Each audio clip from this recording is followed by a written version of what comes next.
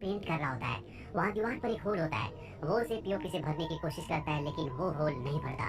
और तभी इस बिल्डिंग का केयरटेकर आता है। वो कहता है कि ये होल जिंदा है, इसे तुम भर नहीं सकते, इसके अंदर आत्माएं हैं जो भूखी हैं। पर वो लड़का उस केयरटेकर की बातों पर विश्वास नहीं करता। केयरटेकर वहाँ से चला जाता है और अब वो उस होल के अंदर हाथ डालता है। कोई उसका हाथ पकड़ लेता है और जब वो अपना हाथ खींचता है तो उसके अंदर से एक लॉकेट भी बाहर आता है, जिसे वो लड़का उठा लेता है। अब रात को उसकी दोस्त यहाँ पर आती है, जिसे वो घर पर लगी हुई एक पेंटिंग को दिखाता है। साथ ही उसे वो लॉकेट भी देता है, जिसे वो लड़की पहन लेती है। लेकिन लॉकेट पहनने के कुछ देर बाद ऐसा लगता है कि जैसे उस लड़की को किसी ने अपने वश में कर लिया हो। वो लड़की अपनी जान ले लेती है। वो लड़का जो उसके साथ होता है डर कर वहाँ से भाग जाता है। दिनों के बाद हमें एक लड़की को दिखाया जाता है जिसका नाम किम है।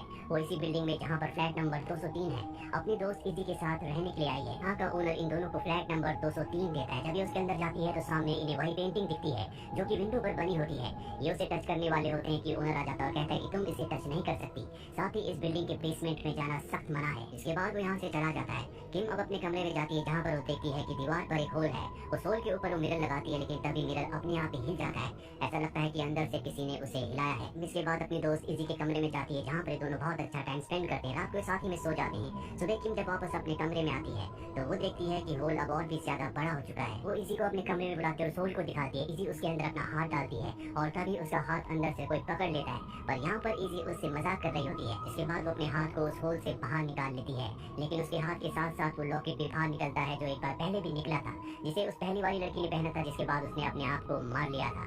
इजी को लॉकेट बहुत अच्छा लगता है और वो उसे पहन लेती है। आपको इजी का एक फ्रेंड घर पर आता है जिसके साथ इजी बहुत अच्छा टाइम स्पेंड करती है। इजी बहुत ज्यादा ड्रंक होती है, इसीलिए बेहोश हो जाती है।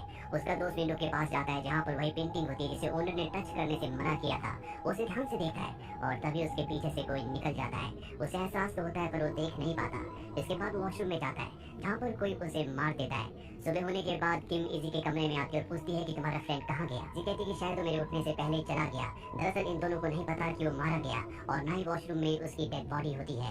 अब किम को कॉलेज में एक जरूरी काम होता है, इसलिए कॉलेज निकल जाती है और उसके पहुंचने से पहले वो डिपार्टमेंट बंद हो जाता है। तभी यहाँ पर एक लड़का आता है और वो किम से कहता है कि मैं तुम्हारी मदद करना चाहूंगा। किम उसे बताती है कि मैं अपनी दोस्त इजी की जिंदगी के ऊपर एक किताब लिखना चाहती हूँ जो कि मेरे साथ मेरे फ्लैट में रहती है। हाल ही में उसने अपनी मॉम को खोया है, जिसके बाद बहुत ज्यादा शराब पीने लगी है। इसके लिए मुझे अपने लेक्चरर की मदद की जरूरत है। वो लड़का किम से बहुत अच्छे से बात करता है और इन दोनों की दोस्ती हो जाती है।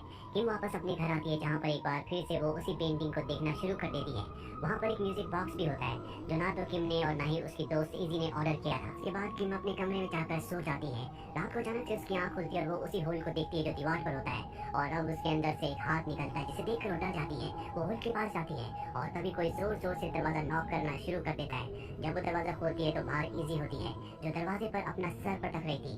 दरअसल उसे रात को नींद में चलने की आदत होती है, इसीलिए उसे किम अपने साथ सुला लेती है। वह इजी पूरी तरह से नॉर्मल होती है। किम उसे उस लड़के के बारे में भी बताती है जिसे वो एक दिन पहले कॉलेज में मिली थी। किम इसके बाद कॉलेज जाती है जहाँ वो अपने लेक्चरर से पूछती है कि मैं अपनी दोस्त की जिंदगी के ऊपर एक किताब लिखना चाहती हूँ, क्या मैं सही कर रही हूँ। उसके लेक्चरर कहते हैं कि अगर उसे कोई प्रॉब्लम नहीं है तो तुम लिख सकती हो। अब यहाँ पर इजी भी आ जाती है जिसने वही लॉकेट पहना होता है जो होल के अंदर से बाहर निकला था। वो बहुत खुश होती है। दरअसल आज उसका एक ऑडिशन है, इसीलिए इजी ऑडिशन देने के लिए चली जाती है और किम अपने उस नए दोस्त के पास जहाँ पर दोनों के दोनों बहुत अच्छा टाइम स्पेंड करते हैं। उसका दोस्त उसे उसके घर के बाहर भी छोड़ता है और जब वो बिल्डिंग के अंदर जाती है तो वहाँ का जो ओनर होता है वो उसे बहुत अजीब तरह से देख रहा होता है। किम उसे नजरअंदाज करके अपने फ्लैट नंबर 203 के अंदर चली जाती है। वो अपनी मॉम डैड को कॉल करती है, लेकिन वो उसका कॉल रिसीव नहीं करते क्योंकि वो उससे नाराज है, क्योंकि वो नहीं चाहते थे कि वो इजी के साथ रहने के लिए जाए। और अब वो अपने कमरे में जाती है जहाँ पर अपने आप ही मिरर टूट जाता है। दरअसल इस मिरर को उसने होल के ऊपर लगाया था जो अब टूट चुका है और तभी उसे अपनी दोस्त इजी की आवाज सुनाई देती है। जब वो दरवाजा खोल कर देखती है तो वहाँ पर उसकी दोस्त इजी अपनी दोस्त के साथ बात कर रही होती है। इसके बाद वो सो जाती है।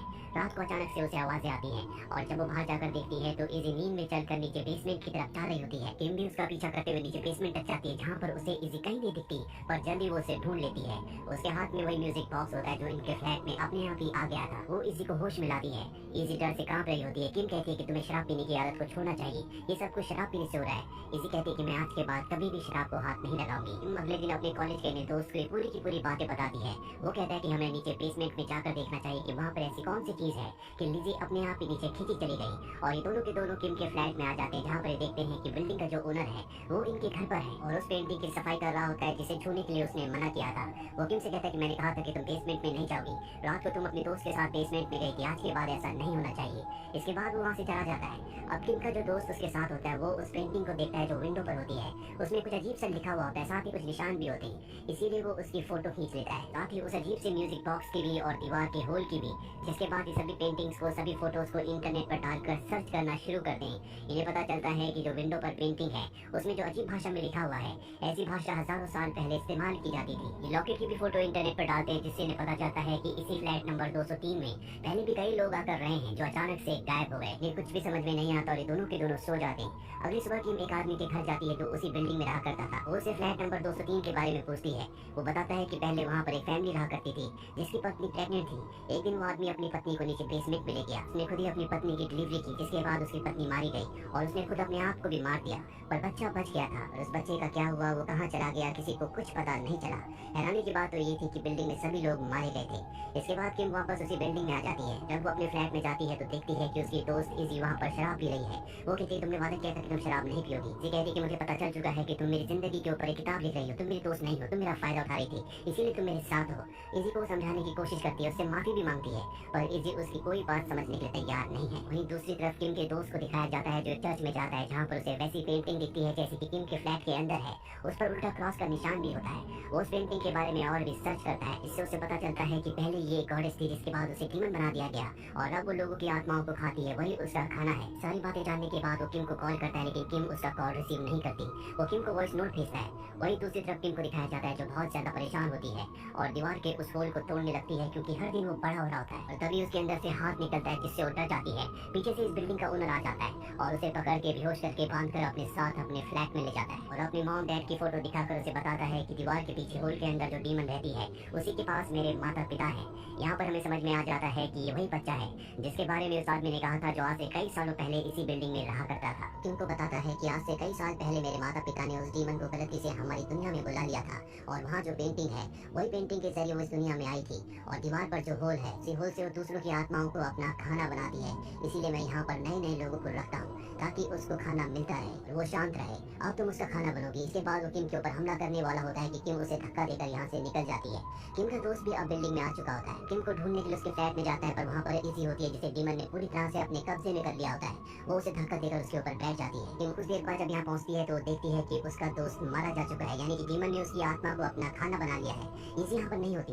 वो समझ जाती है कि वो नीचे बेसमेंट में है। वो उसे ढूंढने के लिए नीचे जाती है। घर का जो ओनर होता है वो भी उसका पीछा करते हुए बेसमेंट तक पहुंच जाता है। उसके पास गन होती है जिससे वो किम को मारने वाला होता है। तभी उसके पिता की आत्मा, यानी कि ओनर के जो पिता जो सबसे पहले उस डीमन का शिकार बने थे, उनकी आत्मा अपने बेटे की गन को कंट्रोल करके उसी के सिर पर लगा देती है, जिससे वो खुद अपने आप को गोली मार देता है और उसकी मृत्यु हो जाती है। उसके पिता की आत्मा को पता था कि उनका बेटा कई सालों से गलत काम कर रहा है, इसीलिए उनकी आत्मा ने ऐसा किया होता है। किम अब इजी को ढूंढना शुरू कर देती है। इजी से दिख जाती है। वो इजी से कहती है कि तुम्हें अपने गले के लॉकेट को उतारना होगा, पर इजी डीमन की कब्जे में है। वो उसके ऊपर हमला करती है, पर किम उसके हाथ को पकड़कर उसके गले के लॉकेट को निकाल देती है, जिससे वो होश में आ जाती है। ये दोनों के दोनों वापस अपने फ्लैट नंबर 203 में आ जाते हैं, जहाँ पर किम उस खिड़की पे बनी पेंटिंग को तोड़ देती है।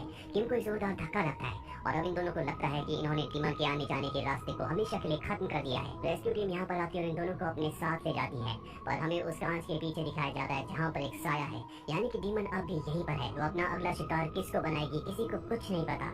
इसी के साथ रूम नंबर 203 की कहानी यहीं पर खत्म हो जाती है। उम्मीद करते हैं कि ये कहानी